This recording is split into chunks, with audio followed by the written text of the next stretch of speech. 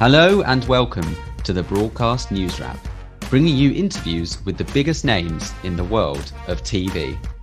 This week, we welcome a broadcasting titan, Melvyn Bragg, the much-loved In Our Time and South Bank show presenter who, in later years, has taken up a seat in the House of Lords. Melvyn talks through this rather special series of the South Bank show, which has eschewed the A-listers of recent years to focus on the nation's best up-and-coming talent. He also has some stern words for the government over the potential privatisation of Channel 4 and gives us a window into the Bragg household by taking part in everyone's favourite What We've Been Watching segment.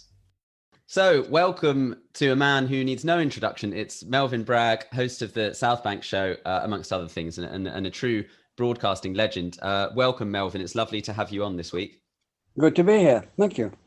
No problem. So we're here predominantly to talk about the South Bank show, which is midway through the series at the moment. You've got some awards coming up next week. How has this series gone so far? I think it's gone very well. It was just an idea that came out of the blue, that instead of going for established figures on a mega world global artists, which we've been doing for 43 years on the South Bank show, 43 seasons, I thought, why not go to young people? What have they been doing in the pandemic? And we have this system for the awards, which is now in its 25th year, by getting the Times critics to spot the 20 most promising young people around, young being 20 to 30. They have to have done something. Kalushika Mason was there, Stormzy was one, and on and on it went. Billie Piper when she was young. So it was a big list they got. And we used to say, well, here they are. And they stood up at the awards and everybody said, isn't that good? But I thought, why not devote the series to them? Over 4 programs, make 15-minute films of each of these 10 people. And just do it like the South Bank show, except shorter. And it's been fantastically refreshing. Most of them have never been interviewed on television before. Most of them haven't had their work displayed on television before. And it's just been refreshing, and the audience has responded well. The critics have responded very well. And I think, let's see how the dust settles after this little series is finished. But I think there might be something in it as a thing in itself, alongside the South Bank show. And I'd like to build on that before somebody else nicks the idea. So you're thinking potentially like a spin-off or something like that continues to... I don't know. Phil Jones, who runs Sky Arts, is a very positive force, and he's been a big backer of our program. I'd like to talk to him about it. I think it's worked better than any of us could have thought it would. And partly because the young people concerned, I keep saying young people, I mean, we're talking about a man who's in a smash hit play, came from a council estate. We're talking about a pianist who's played in America, in the great venues in America. We're talking about somebody who's had an opera on. We're talking about somebody who beat us to the punch by having a hit before we've had the series. These are really clever, interesting, intelligent artists living in this country and doing all this last year despite everything else that was going on. I mean, they're an impressive bunch, and I do hope England wins, but this England's doing pretty well. Yeah, excellent, and it really feels like you're showcasing diversity almost in all of its forms. Yeah, we do. I mean, we do that in the show. I mean, the South Bank show, from the beginning, I wanted diversity. I wanted to change the way arts programs set out its stall. Usually, before that, it had been a pyramid. At the top was classical music, and then ballet, and then and high opera, and also that's fine. But what about popular music? What about television drama? What about stand-up comedians, often as good as per? What about that? What about photography? So I wanted to bring all that in, and we did bring it in. I mean, instead of starting with the Berlin Philharmonic Orchestra, we started with Paul McCartney to show that we were serious. Our first play wasn't a West End play; it was Dennis Potter's television play. Although we had something from the Royal Shakespeare Company lined up. And we've developed that, and we just kept that going for the awards. And the Times critics picked up that idea, and there's 10 categories that they pick people from for this new series. And the TV industry at the moment is very focused on diversity and promoting voices that maybe have been underrepresented. So do you feel like you're going some way to kind of aiding with that wider push? Very much so. But the important thing is that we're doing it effortlessly. We're not saying, oh, we must go for diversity. The Times say, who's the best? But turns out to be somebody from turns out to be a diverse collection. Somebody who was born in Colombia, somebody who's brought up in half Nigerian. So it's all over the place, which is great. But we don't sit down and say, we are going to do it like this. Just it turns out they're very good. Excellent. No, that's really, really good to hear. And it's been such a difficult year for the arts, hasn't it? The pandemic. You would say that the arts is one of the industries that has been most impacted by the pandemic. So did you in part want to be able to showcase this younger talent in order to kind of elevate people at what's been a very difficult time? Yes, certainly, to encourage, yes, and to show that it was still going on. And it's been a very difficult time for the arts. What do you do if an actor when all the theatres are closed? What if you do sing when you can't sing in any operas or because they're closed? What do you do if you're a musician if people are not allowed to come to listen to orchestras? It's been very, very difficult. But the one thing I'd say about the arts, two things I'd say is they're massively underestimated. Massively. Why doesn't this country turn into the arts country? I mean, Italy makes its living really out of wine. That's okay. Why don't we make it out of the arts?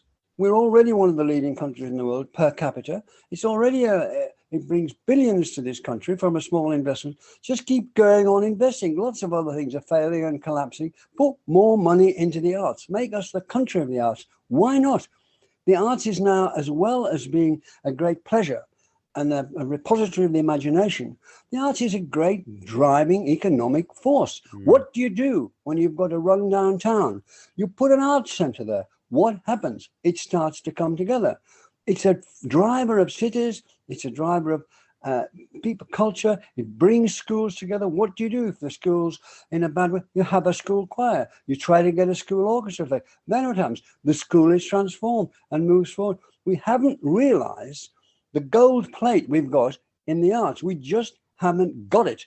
The penny hasn't dropped because these blundering people in Westminster flat around and their heads are in the clouds of the 1930s, 40s, 50s, even 60s. They're not with what's happening now. So that's the first thing I'd say about the arts. The second thing is, the extraordinary thing is how flexible they are. They're used to being out of work, a lot of these people, then they get back in work again.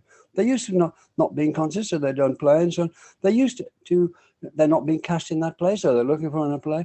There's still this sort of vagabond part of the arts, which is they take chances. So that's very encouraging for the flexible economy we've got to be. So for these two reasons, I think the arts is massively underappreciated. By the politicians, of course, and they'd rather give money to, I don't know what they're giving money to. Well, a lot of care and all that sort of stuff. But if they want to make this country a rich country, again, a really rich in every sense, put money in the arts. It has never failed since 1945. It's taken not one backward step. That penny doesn't seem to have dropped in the Westminster region. Completely. It's good to hear you speaking so passionately about what is such an important topic. What have been? Can you name a couple of your highlights of this series? Like maybe who have been your favourite people to have spoken to of these rising stars? You can't. That's two. I'm not going to answer that. They're terrific people. 10 of them. I'm not going to pick it out. There is one winner who will be announced when the South Bank Show Awards in a couple of weeks' time. But no, it's not fair. And even the winner, which everybody was saying, it was so closely run. No, I wouldn't say that. No, it's the only question of yours I'm not going to answer. That's fine. I thought that might be the case. Do you feel like, so Sky Arts has, of course, gone free to air. Being able to appeal to a wider audience. Do you feel like this series in particular has maybe attracted a younger demographic or a more underserved demographic? Are you getting new audiences watching? I hope so. We haven't had time to examine it yet. And in a way, going free to air, it might have been clever of us to go on for Helen Mirren and people like that. But we went the other way. We'll see what happens. How it's gone. In a sense, I don't think this is going to build up audiences as big as if we had Helen Mirren and so on. But on the other hand, it might be planting a seed which would grow much bigger than anything we dreamt could, because there's those people at that age, which advertisers and executives want to watch television. People under 30 who are doing these things, and one of the things people like to see on television is people like themselves. And these people are doing the sort of thing they're doing, and starting very often from scratch. I mean, you'd be surprised at some of the backstories of these 10 people. You really would. They came out of thin air, they came out of nowhere, they scrambled up. It was luck, it was accident, but above all, it was a persistence and talent turning into tremendous talent. These are really talented people. Completely. And what can we expect from the awards show? Is it going to be like what one of your favorites for a while? Well, it's the 25th. South Bank Show has been going for 43 years. This is the 25th awards anniversary. Well, there's nothing like it in the world. I mean, for once, the Boris Johnson thing, there's nothing like it in the world. It's true. This is true. It's entirely to do with the arts. It's entirely to do with the British arts. And I hope, because of the restrictions being lifted, we can do what we usually do. It's a lavish event because it's a lavish celebration. We have trumpeters from the Royal House of Cavalry. We have awards given by people who themselves have won enormous awards. And their performances, live performances. We've got all sorts of people giving live performances, top opera singers, top piano. And so it's a terrific event. And if we can get back to the celebratory nature of it and to the idea of in this one room, there are 300 or 400 people who themselves represent the best of the arts. And some of these are winners and some of these have been winners and some of these will be winners. If we can get back to that feeling, then that's good. Great stuff. So that airs on the 22nd of July. That's it. And yeah, I'm sure multiple people will be tuning in. That sounds fantastic. And you've been speaking so passionately about this, and something else that you've recently been speaking quite passionately about that's appeared in various newspapers is more general talk on the public service broadcasting landscape. Obviously, This is it's a really changing time. We've got a consultation into the privatisation of Channel 4. There's a lot of talk around the BBC's funding model and how that could be reshaped over time. What do you think of the current landscape in public service broadcasting? Well, taking one at a time, I think the attacks on Channel 4 are entirely political, and they're nothing whatsoever to do with broadcasting. And we are broadcasters, and that was set up as a broadcasting channel for broadcasters to make films, and it exploded the English scene. The independents had a bigger place than they never had before to make and show their films. And it was tremendously effective. Look at the track record of Channel 4. Oscars they've won with films they've done, their news projections, their documentaries. It is ridiculous to sell it for $1 million, $1 billion, or whatever they're going to sell it for, flog it off. Got nothing to do with anything. What's $1 billion going to help when they waste money on tax? And every time you open a newspaper, they wasted more money on something. This is an efficient part of a complex and successful broadcasting ecology. That's what it is, and it's on terrific form, despite a lot of competition and not some very big budgets. What are they doing it for? It's political. It's political. They want to control broadcasting, and as soon as they let them control broadcasting, broadcasting will die. Their hands have got to be kept off it. It's bad enough that they bullied the BBC into becoming part of social services by having to pay old age pensioners, let off, don't pay the license fee. I'm all in favour of that, but the government should pay for that. Not you as a license fee payer. You pay for programmes. That's what you pay for. That's what your license fee is for. So I think keep them off. As for the greater picture, I think the BBC's got a tough fight on its hands. Because of all the other networks piling in now, far more money. But look at it, they're doing very well. There's some of the dramas, Glenn Mercurio, Jim McGovern, lots of dramatists are thriving. The series are doing well. The news is still very, very sound. And the radio is unparalleled in the world. The radio network, 1, 2, 3, 4, 5, and 6. There's nowhere else in the world. This is, again, we can say, there's nowhere else in the world as diverse, as niche-ridden, and as niche-rich, I meant to say, as niche-rich. These tiny programs, Gardener's World, philosophy programs, this program, that program. They're a tremendous force gathered together. And if we lose that, we're out of our minds. We are. One of the things that this country is admired for still, despite the best efforts of some of our politicians to ruin our reputation. One of the things this country is most admired for is its broadcasting. And you go around, I go travel around. Yeah, we like this. We'll listen to that. Well, I wish we could do that. We'll imitate that. This sort of thing, that sort of thing. And the bedrock of the broadcasting is the BBC.